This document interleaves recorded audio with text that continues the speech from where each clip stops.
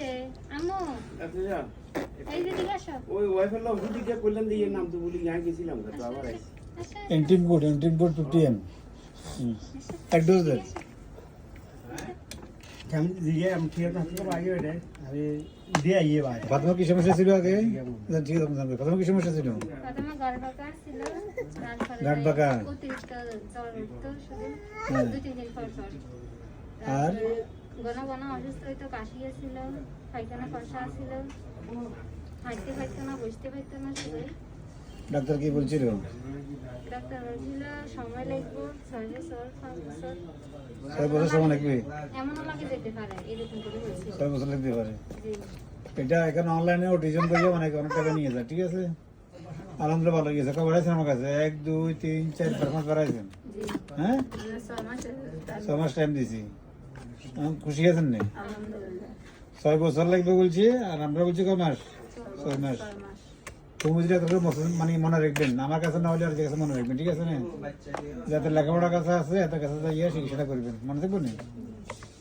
এই যে এগুলো অটিজম কইয়া স্টেম সেল থেরাপি মারি বন্ডামি যা আছে সব শুরু করতেছে ঠিক আছে হ্যাঁ মানে গাছে এইভাবে পাকা করে রাখতে থেরাপি মার ফেলে অনেকজন কইছে না না হে গেল না গার্ড বাচ্চারে মানে কেন থেরাপি দিব হ্যাঁ। গাছে এইভাবে পাকা করে থাকে এইজন্য মানে বলছিল এখনো কেন কারোটা কেন আর মারে ডাকে বাবারে ডাকে মাঝে মাঝে দাদারে ডাকে তাদের ডাকে হ্যাঁ আরো ভালো থাকবেন ইনশাল্লাহ আজকে এটাও 2 নম্বর গ্রুপে কিন্তু সামনে আরো পছন্দ করে সাক্ষাৎকার দিবেন আর 2 মাস ধরে হ্যাঁ আমি সময় নিয়েছি সমস্যার মধ্যেও কিন্তু ভালো হয়ে গেছে ঠিক আছে না